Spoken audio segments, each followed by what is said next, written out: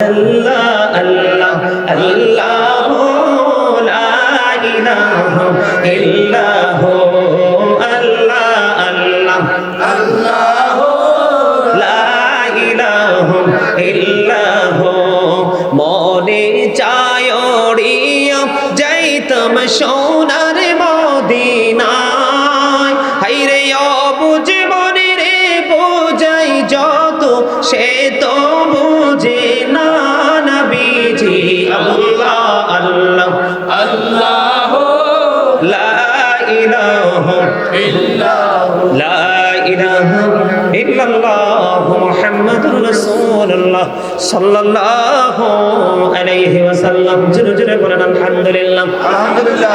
রোজা মানেই বন্ধু, রোজা মানে হলো বিরত থাকা। কি থাকা? বিরত থাকা।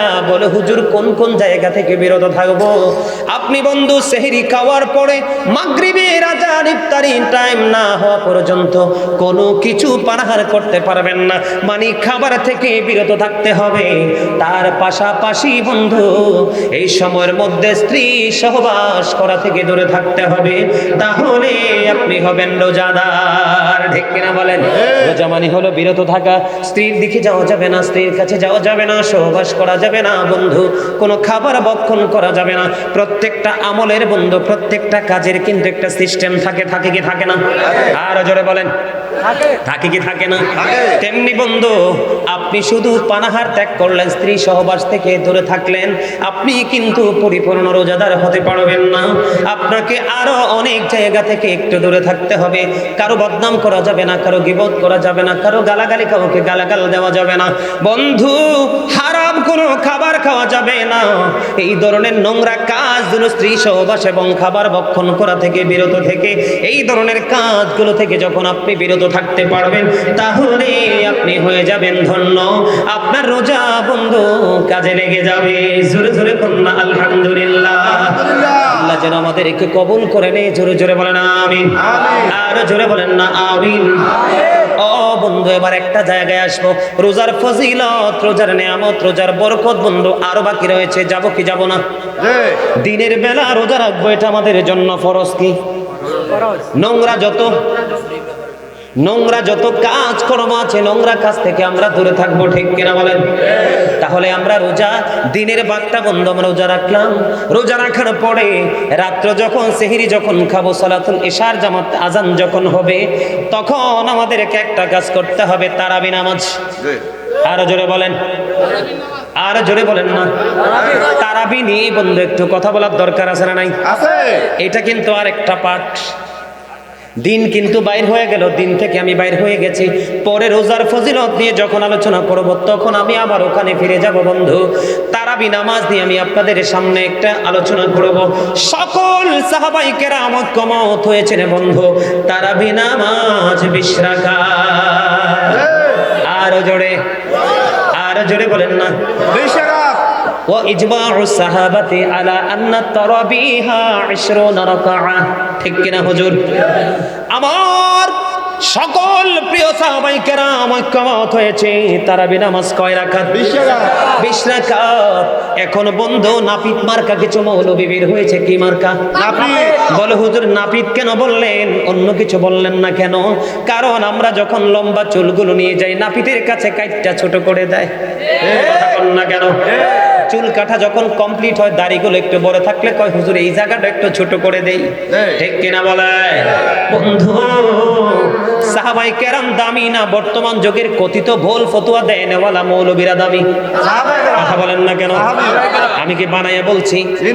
সকল সাহাবায়ে কেরাম ঐক্যমত, তারাবি নামাজ বন্ধু 20 রাকাত। নামাজ বেশি পড়লে লাভ না কম পড়লে বেশি? আরো জোরে বলেন না বেশি না কম? বেশি। আমার কাছে, আমার ওই পিচ্চির কাছে বন্ধু আমার মোবাইলটা সংরক্ষিত আছে। আমার কাছে সবগুলো রেফারেন্স সহ মোবাইলের মাধ্যমে বন্ধু দলিলগুলো আছে। সন্দেহ থাকলে আমি দেখাই দিতে পারবো বন্ধু, সব কিছু সহ আছে বন্ধু। সাহাবায়ে কেরামরা কত দাবি জানেন?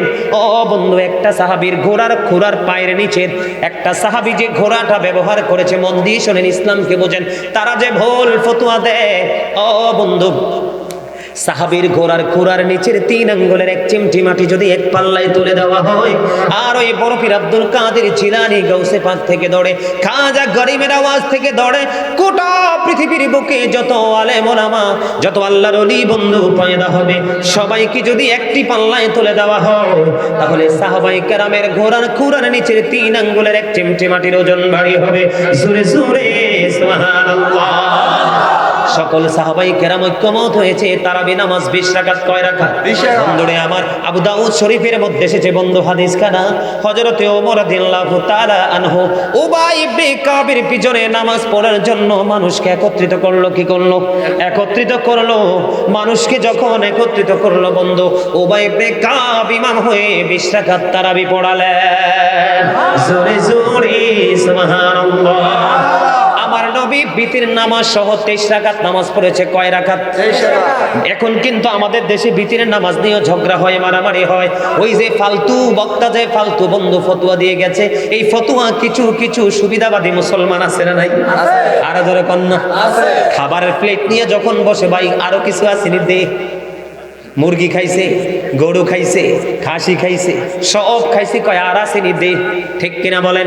খাবারের বেলায় গলা পর্যন্ত, আমলের বেলায় শুধু নাপিত মার্কা কাটছাট। ঠিক কিনা বলেন? আপনাদের সরল ভাষায় আপনারা বলেন আল্লাহর কদমে সেজদা বেশি দিলে লাভ না কম? বেশি। এই মাসের দাম আছে না নাই? আছে। এত বেশি দামি নবী বলেছে এটা আমার উম্মতের মাস। সুবহানাল্লাহ বলেন না? সবে বরাতে ফসল লাগাইছেন, সবে মেরাজে ফসল লাগাইছেন, সবে বরাতে ক্ষেতের মধ্যে গাছের গোড়ায় পানি দিয়েছেন, বন্ধ কীটনাশক দিয়েছেন, সার মশলা দিয়েছেন, আর রমজান মাস হলো আপনার ফসল কাটার মাস। তার মানে এটা আপনার গুনাহ মাফের মাস, পরিপূর্ণ গুনাহ থেকে মুক্তি পাওয়ার মাস হলো বন্ধু রমজান মাস। আপনারা কি তারাবি 20-এর পক্ষে না 8-এর পক্ষে? 20। বন্ধু 20 রাকাত থেকে দেখেন কত বড় দুঃসাহস, মাইনাস করছে 12 রাকাত, 8 টাকাতে আনছে। আগামী কয়েক বছর পরে বলবে তারাবি নাই। ঠিক কিনা বলে? নাপিতের কাজ যেমন কেটে ছোট করে দেওয়া, এখন এমন কিছু বন্ধু মৌলবী বেরিয়েছে কথিত ওরা তারাবি নিয়ে বন্ধু বানচাল শুরু করে দিয়েছে। ঠিক কিনা বলে? আপনারা তারাবি 20 রাকাত পড়বেন না 8 রাকাত? 20 রাকাত। আমার নবী তারাবি নামাজ বন্ধু জামাতে পড়েনি শুধু উম্মতকে বাঁচানোর জন্য। আমার নবী যদি কন্টিনিউ তারাবি নামাজ জামাতে পড়তো, তাহলে উম্মতের জন্য এটা ফরজ হয়ে যেত। এই বর্তমান যুগের উম্মত জীবন জীবিকার তাগিদে পথে ঘাটে ঘুরতে হয়, বন্ধু সব করে সে টাইম টু টাইম জামাতে পড়াটা উম্মতের জন্য কষ্টকর হতো। এটা নবী জানতো, এই জন্য নবী জামাত ছাড়া তারাবি নামাজ 20 রাকাত পড়েছে শুধু উম্মতকে বাঁচানোর জন্য। জোরে জোরে বলেন না সুবহানাল্লাহ। আর জোরে বলেন না সুবহানাল্লাহ। জিকির করতে পারেন না? আর জোরে পারেন না? পারেন। তাহলে 20 রাকাত তারাবি না 8 রাকাত? 20 রাকাত। কে কে 20 রাকাত পড়বেন হাত তোলেন, সোজা করে হাত তোলেন, হাঁটু ভাঙা। জিন্দাবাদ জিন্দাবাদ জিন্দাবাদ। আরে বাপরে, সামরাটা তো একবার শুটকির মতো, কিন্তু প্রেমটা তো একবারে তাজা। একটু আগে বলছি না, দাড়ি দেখে, টুপি দেখে, চামড়া দেখে প্রেম হয় না, প্রেম হয় আরেকটা প্রেমের হৃদয় দেখে। আরো যারা বলেন না ঠিক ঠিক আছে। জোর শক্তি আল্লাহ রাখছে জিফুত বউ বাচ্চার জন্য, তাই না? কোরআন শরীফের 19 পারা সূরা শুআরা 88 নম্বর আয়াতে আল্লাহ বলেছেন, ইয়াউমা লা ইয়ানফাউ মালু ওয়ালা বানুন। ওই কিয়ামতের দিন ধন সম্পদ সন্তান সন্ততি কিচ্ছু কাজে লাগতো না রে ভাই। এখনো সময় আছে, নবীর সাথে প্রেম করে আল্লাহ পর্যন্ত পৌঁছার চেষ্টা করো, তাহলে জীবন হয়ে যাবে ধন্য। আমাদের দেশে বন্ধু কিছু নাস্তিকদের সংস্পর্শে থাকে, এইরকম কিছু বন্ধু মুসল্লি আছে, নামধারী মুসলমান। এরা বন্ধু শুধু সুযোগ খোঁজে। কি খোঁজে? সুযোগ। শুধু সুযোগ খোঁজে কোন মৌলবী জানি শর্ট করে ফতোয়াটা দিবে। ঠিক কিনা? কোন মৌলবী, কোন বক্তা, কোন খতিব জানি ছোট্ট করে ফতোয়াটা দিবে, সুবিধা হবে। মনে রাখবা, কমার্শিয়াল মুসল্লির জন্য জান্নাত নয়, কমার্শিয়াল মুসল্লির জন্য আমার আল্লাহ নেয়ামত বরাদ্দ করেনি। নম্র, ভদ্র, ধৈর্যশীল, বন্ধু সফট মুসল্লির জন্য, যেটা লং টাইম ধরে আল্লাহর গোলামি করে ধীরে ধীরে আস্তে আস্তে, তার জন্যই নেয়ামত বরাদ্দ। বলে হুজুর এক্সাম্পল দেন। একটা এক্সাম্পল দিব কি দিব না? কথা বলেন না কেন? দিব। বন্ধু, জুমার দিন যখন আসে, আপনাদেরকে বলি সহজে বোঝার জন্য, অন্যটাও দিতে পারতাম, যেটা আপনাদের চোখের সামনে প্র্যাকটিক্যালি প্রতি জুমায় আমরা দেখতে পাই। জুমার দিনে মুসল্লি মসজিদে আগে আসে না পরে আসে? আগে আসে। আরে দুই সাইডটা আগে আসে, পরে আসে সব দিক, ঠিক কিনা বলে? কই ওরে বাপরে বাপ, হামসে বড় কোন হে, I am very successful person, আমি আমার চেয়ে বড় কে আছে, আমি সব দিকে তো সফল। মসজিদে একটু দেরি করে গেলে কি হয়? আমার একটা কৌশল আমি আপনাদেরকে আজকে শিখিয়ে দিই বন্ধু। যারা মসজিদে পড়ে যায় জুমার দিনে, তারা হলো বন্ধু বোকা। সাইয়্যিদুল আইয়াম, শ্রেষ্ঠ দিন হলো জুমার দিন। জোরে জোরে কন্যা সুবহানাল্লাহ। বন্ধু, আমার নবী বলেছেন, কেউ যদি প্রত্যেকটা জুমার দিনে সবার আগে মসজিদে গিয়ে প্রথম কাতারে বসে যায়, তার আমল নামায় ওট কুরবানির সওয়াব। সুবহানাল্লাহ কন্যা। আর সবার শেষে যিনি যাবে, তার আমল নামায় ডিম কুরবানির সওয়াব। আপনি খাবার বেলা ডিম খাবেন না ওট খাবেন? ওট পাইলে ডিমের কেউ তালাশা করবে না, ডিম পচে যাবে, কেউ গ্রহণ করবে না। খাবারের বেলায় ভালোটা, আমলের বেলায় বন্ধু সবচেয়ে ছোটটা। কেন গো এত বৈষম্য? তার মানে তোমার বিবেকটা বন্ধু লেস হয়ে গেছে। আমার নবী বলেছেন, যেই ব্যক্তি জুমার দিনে সবার আগে মসজিদে যাবে, সবার পরেই মসজিদ থেকে বের হয়ে তার গন্তব্যের দিকে রওনা দিবে, প্রত্যেকটা কদমে কদমে তার আমল নামায় 1 বছরের নফল ইবাদতের সওয়াব দেওয়া হবে। জোরে জোরে বলেন না সুবহানাল্লাহ। হুজুর পরে যিনি গেল ওনার ক্ষতিটা কি? একদিকে কোনোভাবে যদি খুতবার একটু আগে অ্যাটেন্ড করতে পারে, তার আমল নামায় মোটামুটি ডিম কুরবানির সওয়াব হবে। বন্ধু, অনেক মুসল্লি দেখা যায় তাড়াহুড়ো করে বন্ধু ইমাম সাহেব যখন খুতবা নিয়ে দাঁড়িয়ে যায়, আমি আপনাদেরকে বলি, মুসল্লিরা যখন প্রথম একজন একজন করে মসজিদে ঢোকে, ওই দুই আল্লাহ রাব্বুল আলামিন যে ফেরেশতা পাঠিয়েছেন ডায়েরি দিয়ে, হাজিরা খাতা দিয়ে, একজন একজন করে বন্ধু নামটা তার আমল, তার ফেরেশতাদের খাতায় বন্ধু দলিলে লেখা হয়। কোথায়? দলিলে। কথা বলেন না কেন? দলিলের মধ্যে বন্ধু একবারে লেখা হয়, যিনি খুতবা দেওয়ার সময় মসজিদে কদম দিল বন্ধু, উনি একদিকে নফল ইবাদত থেকে বঞ্চিত হয়ে গেল, আরেকদিকে নবীর দেখানো নিয়ামতে পরিপূর্ণ রাস্তা থেকে সরে গেল। আরেকটা হলো, যখন ইমাম সাহেব খুতবা নিয়ে দাঁড়িয়ে যায়, তখন বন্ধু ফেরেশতারা তাদের নোটবুকটাকে ক্লোজ করে ফেলে, বন্ধ করে ফেলে। বলে হুজুর কেন গো? ফেরেশতারা কেন গো নোটবুকটা, তার হাজিরা খাতাটাকে ক্লোজ করে ফেলে, বন্ধ করে দেয়? তার কারণ হলো, তারাও ইমাম সাহেবের খুতবা শোনার জন্য প্রস্তুত হয়ে যায়।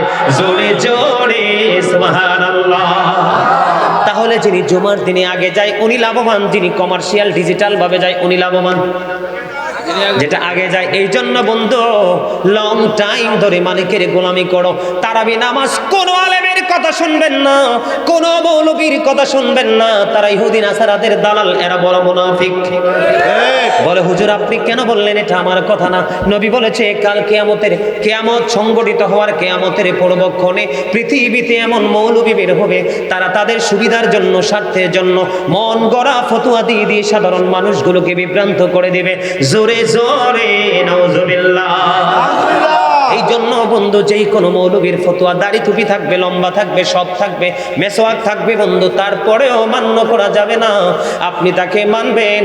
আরেকটা কথা বলে দেই, আবেগী হয়ে আলোচনা শোনার দিন শেষ। হুজুর কি বলেন? আবেগী হয়ে আলোচনা শোনা যাবে না, আপনাকে বিচারক হয়ে আলোচনা শুনবেন। আপনাকে যখন কোনো মৌলবী ফতোয়া দিবে বন্ধু, তারাবি নামাজটা আপনি 8 রাকাত পড়েন, আপনি চিন্তা করবেন সে কি মেয়াদ উত্তীর্ণ কোনো নেগেটিভ খাবার খাইছে কিনা, হারাম খাবার খাইছে কিনা, ঠিক কিনা বলেন? আপনাকে মনে করতে হবে, মানুষ 20 রাকাত নামাজের মধ্যে কয়টা সেজদা? 40টা সেজদা, 8 রাকাতে কয়টা? 16টা। তাহলে কয়টা মাইনাস হলো?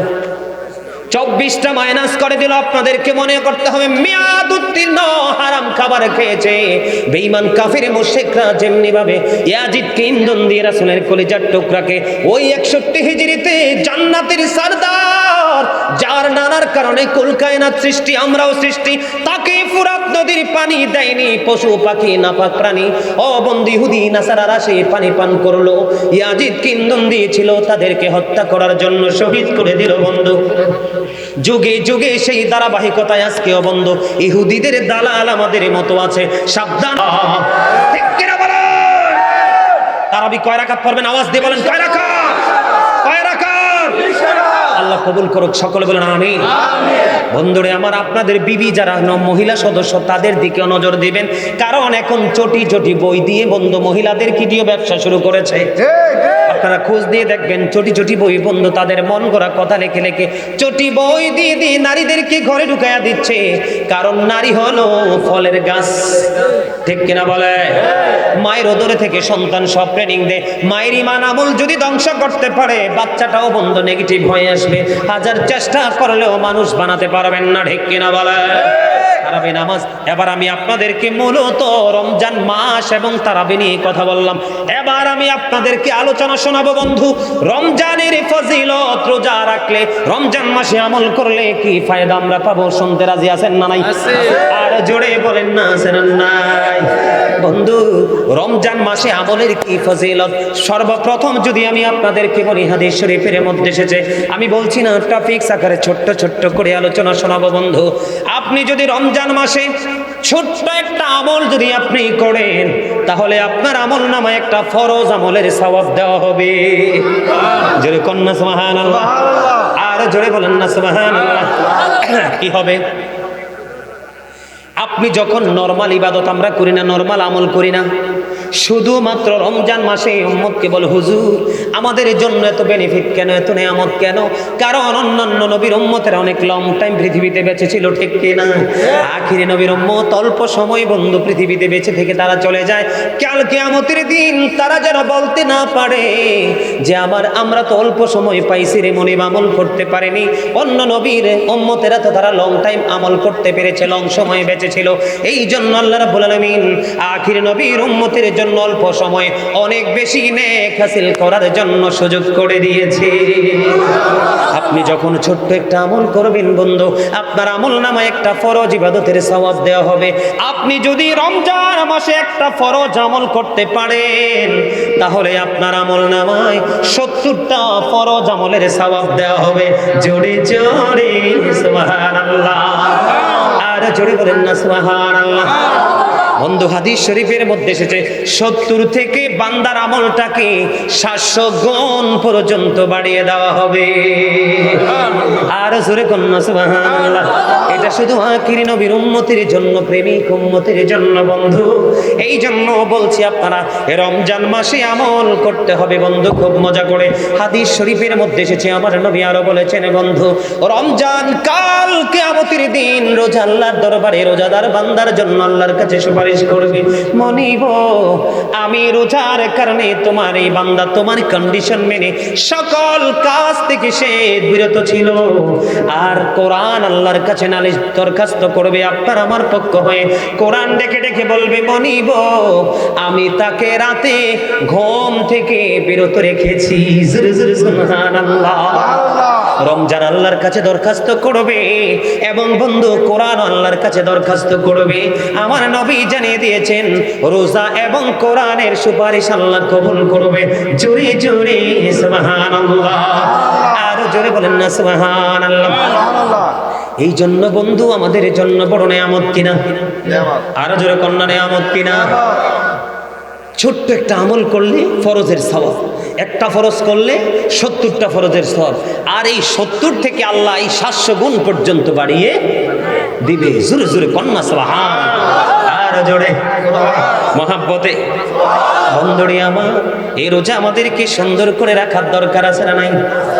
আমার নবী আরো জানিয়ে দিয়েছে রে পৃথিবীর উম্মত, ও কাশুই গ্রামের আমার ভাই বাবারা, আমার মা আমার বোনদেরকে ডেকে ডেকে বলছি গো জান্নাতের একটা গেটের নাম হলো রাইয়ান। সুবহানাল্লাহ কন্যা। জান্নাতের একটা গেটের নাম কি? রাইয়ান। মুখস্থ করেন কি? রাইয়ান। রাইয়ান নামক জান্নাতের গেট। ওই গেটটা কাল কিয়ামতের দিন বন্ধ।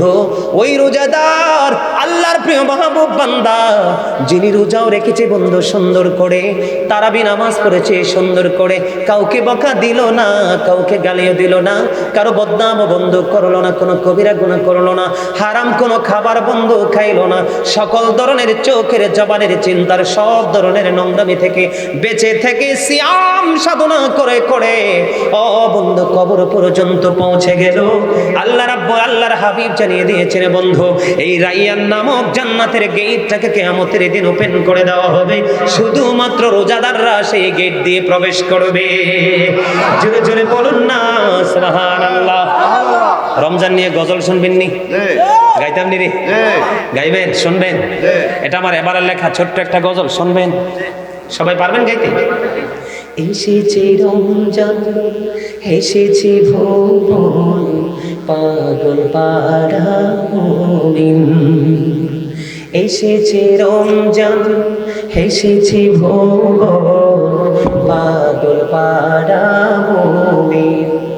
দিন ফুরাবে রেখে রোজা, বলেন দিন ফুরাবে রেখে রোজা, শোধ হবে সব ঋণ। পাগল পাড়া মুমিন। এসেছে রমজান, এসেছে ভুবন, পাগল পাড়া মুমিন।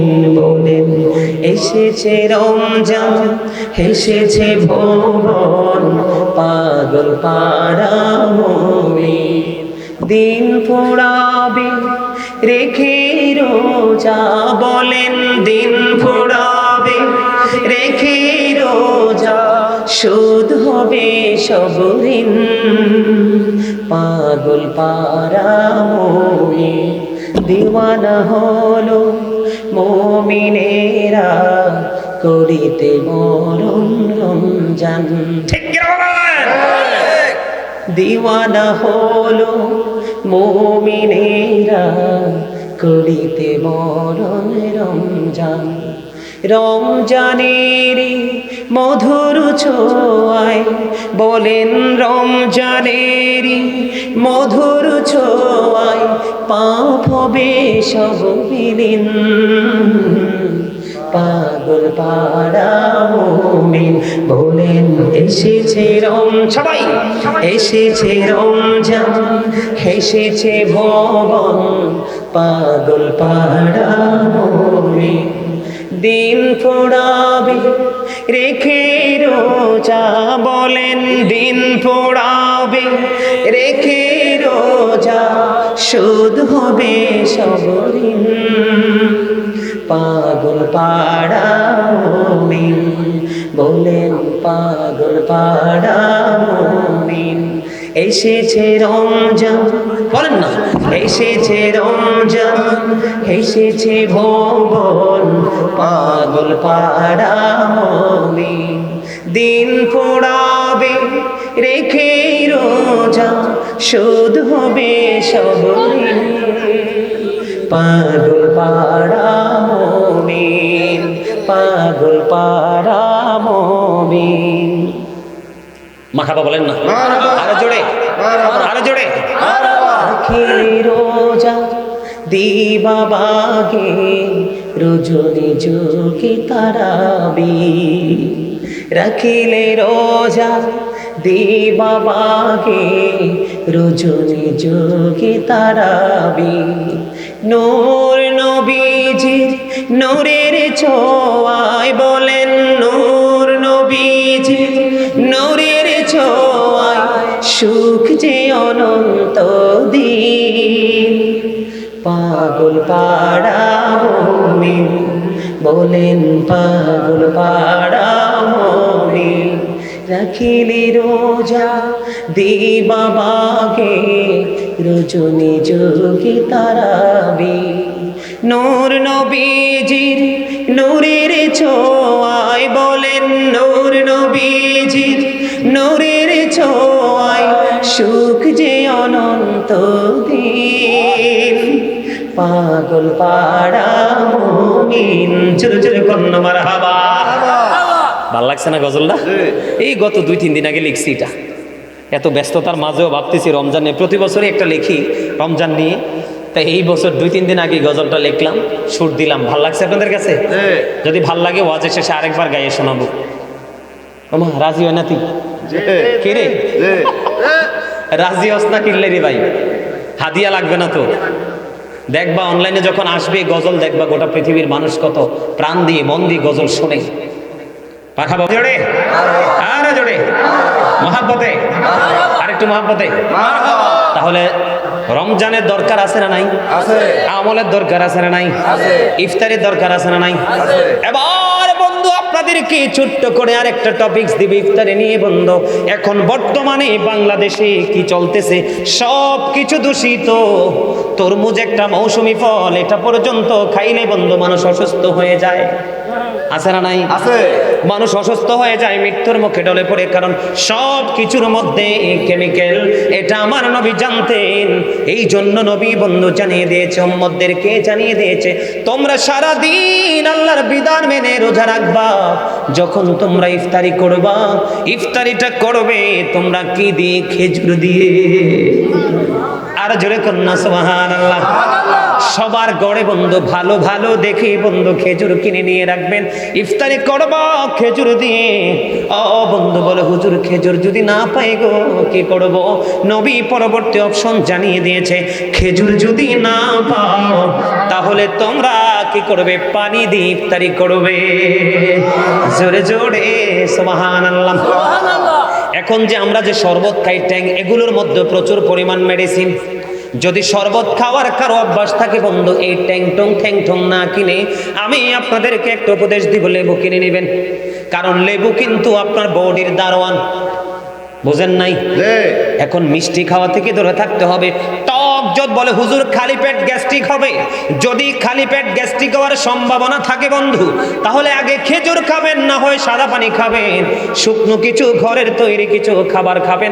খাওয়ার পরে আপনি লেবুর শরবত বানিয়ে খাবেন, আপনার ক্লান্তি দূর হয়ে যাবে। ও বন্ধু, ইফতারি করবেন, কারণ আমার নবী রোজা ইফতারি যখন করতেন, আমার নবী পড়তেন, আল্লাহুম্মা লাকা সুমতু আলা রিজকিকা আফতারতু। জোরে জোরে কান্না, আল্লাহু আকবার। আমার নবী দোয়া পড়ে ইফতার করত, আল্লাহ গো তোমার জন্য রোজা রেখেছি আর তোমার দেওয়া রিজিক দিয়ে ইফতার করেছি। আমরা নবীর মতো দোয়া করব কিনা? বন্ধু, গরিব মানুষকে খাওয়াবেন, বেশি বেশি করে বন্ধু রমজানে খাবেন এবং খাওয়াবেন, কারণ রমজান মাসে খাওয়ার কোনো হিসাব নাই, ঠিক কিনা বলে? তবে আপনাদেরকে একটা কাজ করতে হবে, ইফতারির সময় হইতে দেরি, ইফতারি বন্ধ করতে দেরি করবেন না ও বন্ধু, কারণ ইফতারের সময়টা বন্ধু বান্দার জন্য বড় নিয়ামতের সময়। জোরে জোরে কন্যা সুবহানাল্লাহ। ইফতার যখন করবেন ও বন্ধু, অনেকে যখন বন্ধু ইফতারি ছাড়া রোজা রাখতে শুরু করলেন, তখন আমার নবী বললেন, নবী বললেন তোমরা ইফতার করো। তখন বলল, নবী গো আপনি তো ইফতার ছাড়া আপনি রোজা রাখেন। তখন আমার নবী বলেছেন, ক্বালা আইয়ুকুম মিথলি, তোমরা কে আছো আমার মতো? জোরে জোরে বলুন আল্লাহু আকবার। নবীকে আল্লাহ খাওয়ান, সব করান আল্লাহর কুদরত থেকে, এটা পৃথিবীর মানুষের বোঝার কোনো ক্ষমতা নাই, ঠিক কিনা বলে? তাহলে কি করতে হবে? তারাবি ঠিক মতো পড়তে হবে, রোজাও ঠিক মতো রাখতে হবে। রমজানের অনেক ফজিলত, অনেক নিয়ামত, অনেক বরকত রয়েছে, আমরা সেই বরকত পেয়ে যাব, ঠিক কিনা? আর জোরে। আরে ভাই, গরিসাস কিনলে রাত তো বেশি হয় না, মাত্র 11টা পার হয়েছে, ঠিক কিনা? মোবাইল ধরলে তো রাইতে পার হয়ে যায়, এরকম না? হ্যাঁ, মাত্র 11টা পার হয়েছে, রাইতে হইল রে। এই মাত্র বাংলাদেশের মানুষের জন্য মাগরিবের টাইম আছে, 12টা বাজতে হবে এশারের টাইম, 1টার পরে নাস্তার টাইম, এরপরে ঘুমের টাইম। এই জন্যই তো তোমরা রোগা হও। কি হও? খাবার খাওয়ার পরে, রাতের খাবার খাওয়ার পরে এক্সারসাইজ করে ঘুমাতে হবে, হাঁটাহাঁটি করে ঘুমাতে হবে। জন্য রাত্র 8টা সাড়ে 8টার মধ্যে খাবার শেষ করে ফেলো, এরপর একটু হাঁটাহাঁটি করো, বাচ্চাদের সাথে, মায়ের সাথে, যার আছে সে কথাবার্তা বলো, এর মধ্যে হাঁটাহাঁটির মধ্যে ব্যায়াম হয়ে যাবে, কখনো তোমার লিভারে প্রেশার পড়বে না। আর এই খাবার খেয়ে যে চিত হয়ে ঘুমাও আর খাবার হজম হতে পারে না, তোমার লিভারের উপরে প্রেশার পড়ে। এখন বর্তমান যুগে ম্যাক্সিমাম মানুষের লিভারটা ড্যামেজ। দেখবেন ডাক্তারের কাছে যান, হজম হয় না, বদ হজম হয়, পেট পেপে থাকে, গেলে দেখবেন পরীক্ষা করলে লিভারের ডিস্টার্ব। আর এই ডিস্টার্ব হওয়ার কারণ হলো খাবার খেয়ে ঘুমানো এবং যেই খাবারগুলো অগ্রহণযোগ্য অপ্রয়োজনীয় সেগুলো খাওয়া। আরেকটা কথা বলি, রমজান আসতেছে, শক্ত কোনো জিনিস খাবেন না। দাঁত দিয়েছে আল্লাহ চাবাইয়া খাওয়ার জন্য, কারণ ভিতরটাকে এটা লাইনটা ক্লিয়ার রাখবে। কি রাখবে? শক্ত যখন খাবার খাবেন হজম হয় না সহজে, তখনই লিভার ড্যামেজ হয়। রমজান আসতেছে, সারাদিন রোজা রেখে শক্ত কোনো খাবার খাবেন না। আর যাই খাবার খান বেশি করে পানি পান করবেন, আপনি অসুস্থ হবেন না, ক্লান্তি আসবেন। আর আল্লাহর রহমত তো আছেই, কারণ রমজানের প্রথম 10 দিন রহমত, দ্বিতীয় 10 দিন কি মাগফিরাত, তৃতীয় 10 দিন হলো নাজাত। জোরে জোরে কন্যা সুবহানাল্লাহ, আর জোরে বলেন না সুবহানাল্লাহ। তাহলে ইফতার কি করবেন, কেমনে করবেন বুঝতে পারছেন তো? সুন্দর করে বন্ধু, বেশি বলা যাবে না, কারণ রাত্র অনেক পার হয়ে যাবে। এবার আসেন রমজানের শেষ 10 দিন, এটার মধ্যে অনেক নিয়ামত। রমজানের শেষ 10 দিনে বন্ধু ইতিকাফ করতে হবে। হবে কি হবে না? ইতিকাফ করতে হবে। যেই মসজিদে বন্ধু 5 ওয়াক্ত জামাত হয়, ওই মসজিদে রমজানের শেষের 10 দিন ইতিকাফ করতে হবে। যিনি মসজিদে ইতিকাফ করতে বসবেন, তিনি জানাজা দিতে যাবেন না, প্রয়োজন ছাড়া ঘর থেকে বের হবেন না, স্ত্রী সহবাস করবেন না, স্ত্রীর কাছে যাবেন না। এই কন্ডিশনগুলো বন্ধু মেনে ইতিকাফ করতে হবে। রমজানের শেষ 10 দিন যখন আসে, আমার নবী বলেছেন, তোমরা লাইলাতুল কদরের তালাশ করো। কি করো? লাইলাতুল কদরের তালাশ করো। মা আয়েশা সিদ্দিকা রাদিয়াল্লাহু তাআলা আনহা থেকে হাদিস খানা বর্ণিত, আমার নবী রমজানের শেষ 10 দিন যখন আসতো, হাদিস শরীফের মধ্যে এসেছে বন্ধু, আমার নবী কোমরের মধ্যে লুঙ্গিটা তো তার পোশাকটাকে টাইট করে বেঁধে ফেলতেন, অনেক বেশি যেন আমল করতে পারে। জোরে জোরে কন্যা সুবহানাল্লাহ। এই হাদিস শরীফ আর বর্তমান সময়ের ফতোয়া দেয় নেওয়ালা কমার্শিয়াল ডিজিটাল আলেম, তাদের ফতোয়ার নবীর হাদিস কি মিলছে? কথা বলেন না কেন? আপনারা কাটটা মানবেন? আপনাদেরকে আমি একটা কথা বলে যাই, মিডিয়ার মাধ্যমে গোটা পৃথিবীর ভাই বাবা ইমানদারদেরকে বলবো, তোমরা আমাকে ভালোবাসো আর না বাসো, আমি সেটার জন্য কাঙ্গাল নই, আকাঙ্ক্ষিত নই। তবে একটা জিনিস মনে রাখবা, তোমার জীবনে মরার পরে কোনো আলেম যাবে না, তোমার জীবনে তোমার কোনো বন্ধু বান্ধব যাবে না, তোমার জীবনে যদি আলেম যদি না থাকে কোনো সমস্যা নাই, কিন্তু নবীকে হারাইলে তোমার কোনো উপায় নাই।